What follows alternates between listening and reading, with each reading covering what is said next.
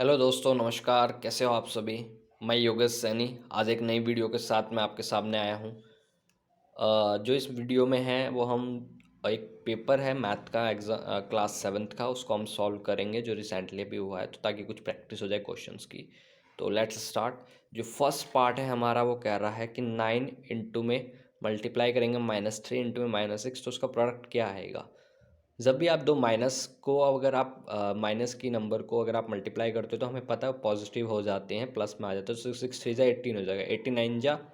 इसका आंसर जो आएगा वो आएगा हमारा 162। इसका आंसर आएगा 162। इसका आंसर आ जाएगा। सेकंड पार्ट है -1/8 divided by 3/4। Find the value of.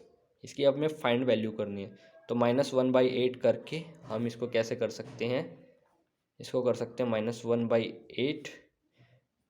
जब डिवाइड करते तो इसको वापस मल्टीप्लाई में भी कन्वर्ट किया जाता है। ऊपर चेंज कर दो, ऊपर 4 चला गया, नीचे 3 आ गया। ये डिवाइड होके इसका आंसर आ जाएगा -1/3। ये 2 पे जाएगा तो 3 2 जा 6, यानी ये वाला आंसर जो है हमारा वो करेक्ट है। अब जो थर्ड पार्ट है वो कह रहा है number of lines can be drawn from one point is. किसी भी एक नंबर से कितनी हम किसी भी एक पॉइंट से कितनी लाइनें हम ड्रॉ कर सकते हैं। तो देखो, एक लाइन, दो लाइन, तीन लाइन, इधर इधर इधर इधर। तो इसका मतलब हम इन्फिनाइट लाइन्स हम ड्रॉ कर सकते हैं। जितनी हमें लाइनें ड्रॉ करनी हम कर सकते हैं। An acute angle whose measure is greater than that of right angle is. अब हम जानते हैं जो एक्यूट एंगल होता है वो 90 डिग्री से कम होता है। 90 से कम ही होता है एक्यूट एंगल। 90 डिग्री पे राइट एंगल आता है।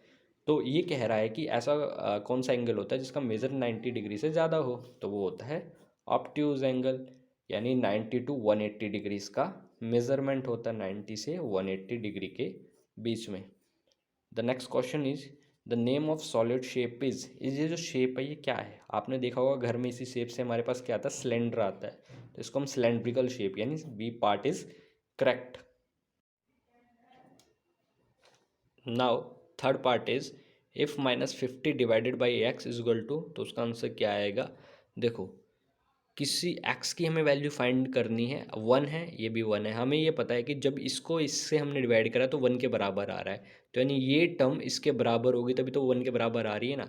2 को 2 से ही डिवाइड करोगे तभी तो 1 आएगी। -50 है और इधर 1 है, तो इसका आंसर आएगा -50। -50 को -50 से जब आप डिवाइड करते हो तो आपका आंसर आएगा 1। The edges of a cuboid are. जो क्यूबॉइड की एजेस क्या होती है, जो क्यूबॉइड की एजिस है वो होती हैं 12। कितनी होती हैं, 12। 0.1 51.7। अब देखो, इसको आप क्या मल्टीप्लाई करोगे। वैसे तो हम सिंपल देख रहे हैं 1 से मल्टीप्लाई हो जाएगा, लेकिन आप देखो 2 पॉइंट है, 2 डेसिमल्स है, तो आप डिजिट के सामने क्या लगा दो, 2 डेसिमल्स, यानी 1 डिजिट ये रही और 1 डिजिट और हो गया, तो 2 डेसिमल शिफ्ट हो गया। तो फिर 5.17 इसका आंसर आ जाएगा। ये वाला इसका आंसर आ जाएगा। अब नेक्स्ट है, हम फिलप्स को करते हैं। फिलप्स है 22 इन +-20 44। तो 44 बड़े डिजिट तो 44 है, तो इसका साइन लगेगा, इसका साइन लगेगा यहाँ पर और यहाँ पे आएगा -22। नेक्स्ट क्वेश्चन है कि 10.5 का प्रोडक्ट की जो प्लेस वैल्यू है, यानी ये जो हमारा 2 है इसकी प्लेस वैल्यू क्या होगी। जब हम पॉइंट के लेफ्ट साइड चलते हैं डेसिमल के तो उसमें वंस, टेंस, हंड्रेड जाता है, लेकिन जब हम राइट साइड आते हैं तो डायरेक्ट स्टार्ट होता है 10 से। तो जो 2 की वैल्यू होगी वो होगी 10th। कितनी होगी, 10th प्लेस होगा। 13 प्लस -12 प्लस ब्लैंक और इसके सामने आप ये कह रहा है कि ये जो लेफ्ट साइड का पार्ट है वो राइट साइड के बराबर है, यानी LHS RHS के बराबर है। तो आप देखो 13 प्लस -12, 13 -12 इक्वल टू 7, तो यानी -7, इधर भी -7 ही होगा। It is very easy. 1/2 of 36, 1/2 of 36 कितना आएगा, 2 को 36 से कट कर दो, डिवाइड कर दो, कितना आ जाएगा 18, यानी 1/2 इंटू में 36, इसको आप कट करोगे आ जाएगा 18। एक ट्रांसवर्सल है, जब वो इंटरसेक्ट करती है दो पैरेलल लाइंस को, देन जो कॉरस्पॉन्डिंग एंगल्स है वो कहाँ बनते हैं। कॉरस्पॉन्डिंग एंगल्स कहाँ बनते हैं हमें ये देखना है। सपोज करिए ये और ये दो पैरेलल लाइनें हैं, क्या है, पैरेलल है एक दूसरे के। इनको एक ये ट्रांसवर्सल कर रही है, इनको कट कर रही है लाइनों को। ये दो लाइनें हो गई और इसको ये ट्रांसवर्सल कट कर रही है। तो इसके बीच में जो ये एंगल बन रहा है, यानी ये वाला एंगल और ये वाला एंगल, ये कॉरस्पॉन्डिंग एंगल्स होंगे, ये दोनों एंगल्स और बराबर होंगे। तो हम देखो ट्रांसवर्सल का किधर बन रहा है, सेम साइड पे। तो जो आर, तो ये जिसका जो आंसर आएगा वो आएगा same side of the transversal, same side of the transversal, ये इसका आंसर आ जाएगा, same side of a transversal. Next है मैच दी फॉलोइंग, इनको मैच करना। 6.25 माइनस 1.25, 6.25 माइनस 1.25 का क्या आंसर आना चाहिए, आप बताओ मुझे कि 6.25 और हमारा जो 1.25 है इसका हमारा आंसर क्या आना चाहिए, ये भी हमें इसमें देखना है। 6.25,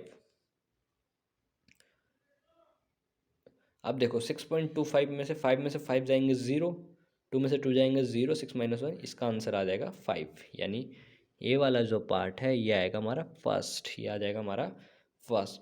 अब 5/3 अपॉन में 3/5, अब ये तो देखने से ही लग रहा है कि इसको इससे कट कर दो, इसको इससे कट कर दो, तो आंसर कितना बच रहा है हमारा 1, तो सेकंड का आंसर आ रहा है 1।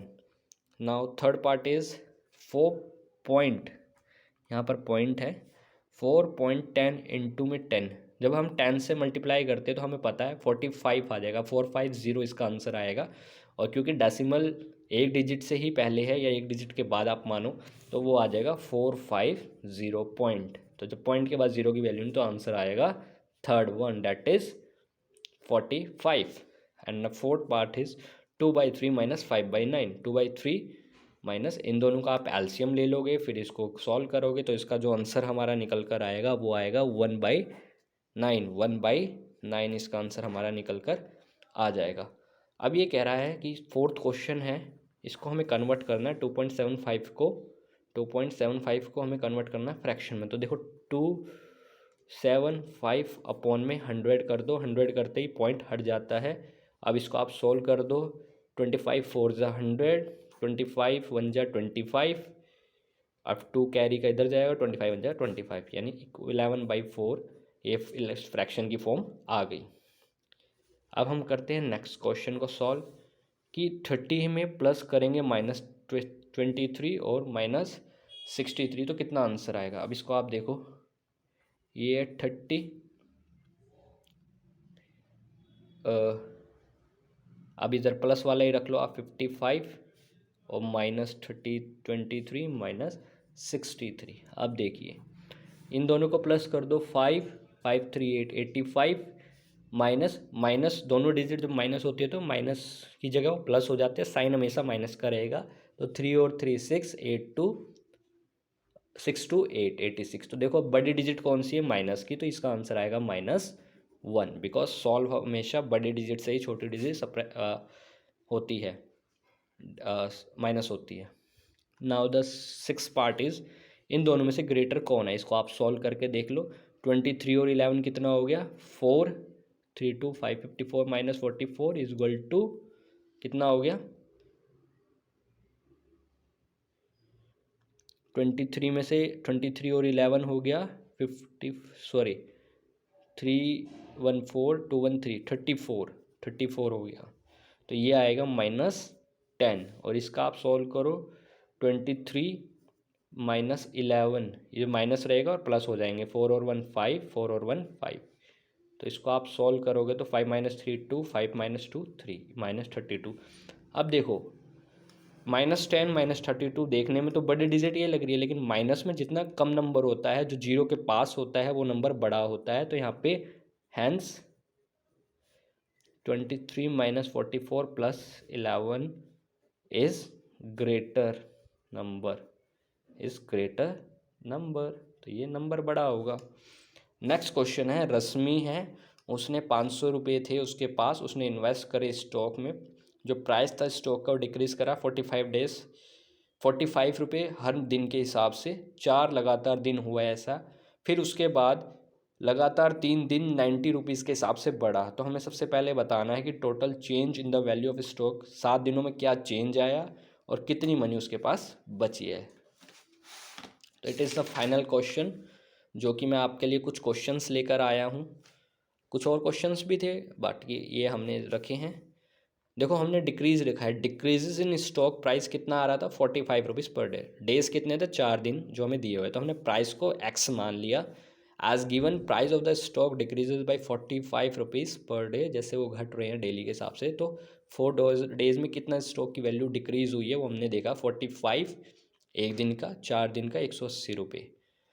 अब हमने एक चीज़ देखी है कि कॉन्सिक्यूटिव 3 दिन के बाद लगातार 3 दिन 90 रुपये के हिसाब से प्राइस बढ़ता है, तो हमने निकाला, ये हमने यहाँ पे वो वैल्यू निकाली कि 500 रुपये थे, उसमें से 180 रुपये की वैल्यू घट चुकी है, तो यानी अभी जो वैल्यू बची हुई है वहाँ पे वो 320 की है।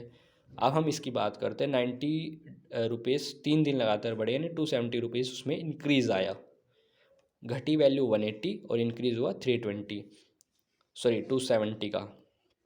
जो वैल्यूज़ में चेंज आया वो क्या था, 320 था, 320 में फिर 270 ऐड हो गए, 320 लॉस के बाद था और 270 फिर प्रॉफिट के बाद, तो टोटल 590 रुपीज़ का चेंज आया। तो जो हमारा फर्स्ट क्वेश्चन है कि स्टॉक में क्या चेंज आया, वो आया है आपका 180 लॉस हुआ पहले, फिर 320 इंक्रीज हुआ, तो दोनों का जो डिफरेंस आप देखोगे 180 और 270 का वो होता है 90 रुपीज़, तो 90 रुपीज़ का चेंज आया उसमें। और जो मनी उसके पास लेफ़्ट है, सेकंड पार्ट कह रहा है मनी कितनी लेफ़्ट बची भाई स्टॉक में, तो मनी बची है 590 रुपीज़, यानी 90 रुपये का प्रॉफिट हुआ है इस उतार चढ़ाव के बाद में। तो डियर स्टूडेंट्स, मेरी जो वीडियो थी आज यहीं तक थी। आज का हमने कुछ क्वेश्चंस को सॉल्व करा है, होप सो आपको पसंद आया, और आगे हम और अच्छे अच्छे क्वेश्चंस को हम सॉल्व करेंगे। आप जुड़े रहिए, और हमारे चैनल पर हम एजुकेशनल वीडियोस और कुछ इंस्पिरेशनल वीडियोस लेकर आते हैं, तो आप चैनल को सब्सक्राइब करें, अपने दोस्तों के साथ शेयर करें।